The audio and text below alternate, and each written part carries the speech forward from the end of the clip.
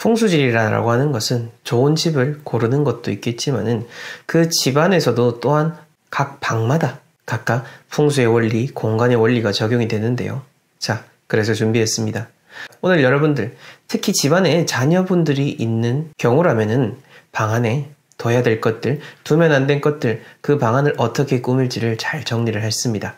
굳이 어린 자녀뿐만 아니라 모든 방을 가지고 있는 분들에게 동일하게 적용이 되는 것이니 잘 보시고 지금 당장 적용하신다면은 모든 우환은 물러나고 언제나 대박이 터지는 그런 삶을 살아갈 수가 있게 될 것입니다.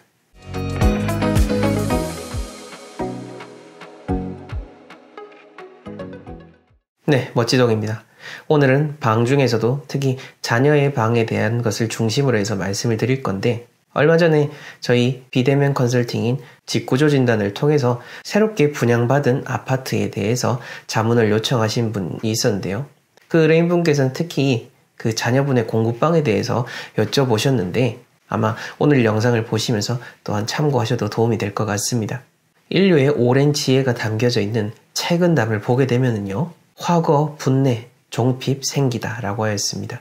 꽃이 화분 속에서 살게 되면은 궁극적으로 생기를 잃고 시들게 될 것이다 라는 뜻인데요. 이것은 우리의 삶과도 똑같은 겁니다. 특히 우리의 어린 자녀일수록 이 꽃과도 같은 그런 생기를 머금고 있는데, 이 꽃이 무럭무럭 잘 자라고 그 나름의 향을 피워낼 수 있도록 그 보호자들이 잘 방향을 잡아주셔야 되는 겁니다.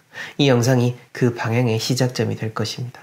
자, 첫 번째로 우선 공부방이다 라고 하는 그 고민이 많으실 텐데, 가장 먼저 생각을 하셔야 될 것은 공부방이기 이전에 잠을 자는 공간이다 라는 것을 먼저 생각을 하셔야 됩니다. 거의 대부분의 자녀의 방을 꾸리신 분들은 공부를 하는 공간이자 침실이 한 방에서 같이 이루어지게 되어 있죠. 그리고 많은 분들이 이 책상의 위치가 어떻습니까? 라고 여쭤보겠지만은 사실 더 중요한 것은 책상이 아니라 바로 침대인 거고, 이 잠을 자는 공간으로서 방을 잘 꾸며주는 것이 더 우선이다 라는 점입니다. 아무리 열심히 공부를 한다고 해도 밤에 잠을 자지 못하고 그 집안에서 생기를 얻지 못한다면 다음날 계속해서 피로가 쌓이게 되고, 그 피로는 뇌에 영향을 미치고 머리가 잘 돌아가지 못하게 되고 학습력률이 떨어지게 되는 거죠. 이와 유사하게 풍수 컨설팅을 요청하시면서 학군을 먼저 따져서 집을 구하시는 분들에게 제가 늘 말씀을 드리는 게, 학군도 좋지만은 그 학군 내에서도 아이가 평안할 수 있는 집, 부모가 잘 지낼 수 있는 그런 집을 찾는 것이 진정으로 아이의 공부에 도움이 되는 것이다 라고 이야기를 드리는 것도 바로 그러한 이유입니다. 가정이 화목하고 잠자리가 편안해야 모든 일이 잘 되는 것이고, 학생의 공부, 직장인의 일, 그리고 사업을 하는 사람의 경력, 모든 거에 다 영향을 미치는 겁니다. 자, 이러한 개념을 중심적으로 두게 됐을 때, 그렇다면은 우리는 책상보다는 침대라는 가구를 더 중요하게 생각해야 된다라는 점을 생각해 볼 수가 있을 거고요. 아이가 잠을 편안하게 잘 수 있는 그런 침대를 만들어주는 것, 그것이 가장 으뜸인 겁니다. 그렇다면 침대 방향에 대한 고민도 있으실 텐데, 침대 방향은 동일하게 다 적용이 되니까 제가 침대 방향과 관련돼서 다른 영상에서 말씀을 드렸으니 그것을 참고하시고요. 그리고 이 침대 다음으로 또 중요하게 생각해야 될 것이 뭐냐면은요, 바로 책상보다 의자라는 거죠. 오래도록 평안하게 앉아있을 수 있으려면은 당연히 그 의자가 앉아있는 사람의 몸에 잘 맞아야겠죠. 그렇게 됐을 때 건강한 허리도 유지하고 꾸준히 집중력을 유지할 수가 있게 될 것입니다. 그래서 자녀의 공부를 위해서 지금 뭔가를 당장 해주셔야겠다라고 생각이 든다면은 자녀가 앉는 의자부터 한번 살펴보시고요. 그것이 낡았거나 떨어졌거나 한다면은 오래도록 편안할 수 있는 그런 의자를 마련해 주시기 바랍니다. 그리고 이 공부하는 사람의 방에는 가급적이면은 목표를 잘 인지할 수 있는 무언가를 붙여두는 것이 좋습니다. 저 역시나 아주 오래도록 수험 생활을 했었었고, 또한 중고등학교 때도 좋은 성적을 잘 유지를 했었었는데요. 그럴 수 있었던 큰 비결 중 하나는 바로 내가 생각하는 그 목표를 매 순간 인지하느냐 안 하느냐에 달려있는 겁니다. 요즘 부모님들은 원체 지혜로우셔서 잘 챙기시겠지만은 그래도 혹시나 자녀의 방에 그렇게 뭔가 의지를 다질 수 있는 것이 붙어 있는지 없는지를 살펴보시면 좋을 것 같고, 또한 가고자 하는 대학 혹은 가고자 하는 직업을 직접 체험을 하고 또한 사진을 찍어서 그 아이가 계속해서 미래를 상상하고 계획할 수 있도록 준비해 주시는 것, 이것이 정말로 중요한 겁니다. 공간이라고 하는 것은 자고로 평안하고 계속해서 있고 싶어야 되는 거죠. 만약 공부방을 조금 더 아늑하게 그리고 정말로 오래도록 머물고 싶은 그런 방으로 꾸며주고자 하신다면은 음악과 향기, 이 두 가지를 가깝게 지낼 수 있도록 해주시면 매우 좋습니다. 음악이라고 하는 것은 항상 학업에 매진하셨던 옛 성현들도 가까이 했던 것이 음악인 거죠. 각자 선호하는 음악을 들을 수 있는 스피커라든지 혼자서 음악 속에 깊이 빠질 수 있는 헤드셋을 준비해 주는 것도 방법이 될 수가 있을 거고요. 그리고 방 안에서 여러 나쁜 냄새가 나지 않고 항상 향기로운 냄새가 날 수 있도록 관리를 해주시는 것도 좋습니다.